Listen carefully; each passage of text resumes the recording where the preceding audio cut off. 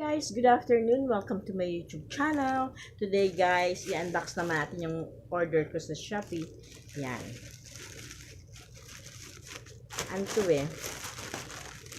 magagamit ko sa pagbablog.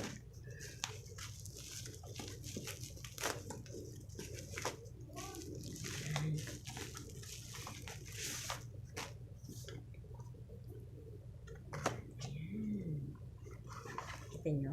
Uy! Wow! Ang ganda ng kulay niya.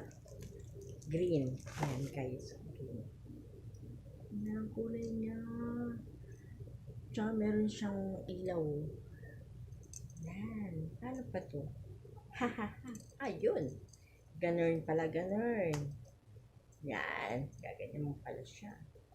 And then, uy. Ang ganda. Gagamitin ko to sa pagbablog. Yan. Cellphone holder din pala to. Yan. Nakita nyo guys? Ayan siya oh. Yan. Gagamit ko sa pagbablog. Tapos meron pa siyang connector. So, magagamit ko siguro yung charger ko. Dito ko na lang ikakabit. Tapos, ang maganda pa nito, balot na balot talaga siya oh. Diba? Yan oh.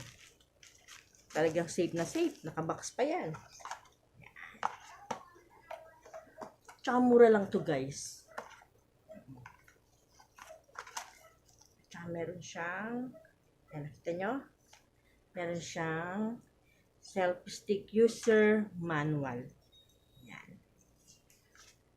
Ano guys?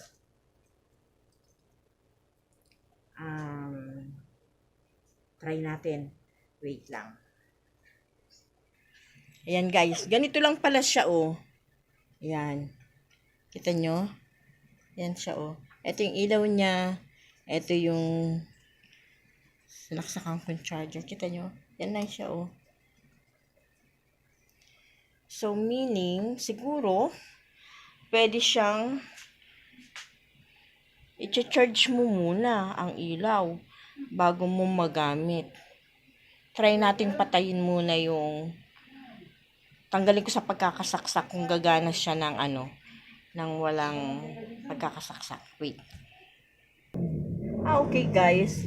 Pwede palang magamit ng hindi nakasaksak tong niya, connector niya. Pwede pala magamit ng ganyan. I-charge mo lang pala siya ng ganun.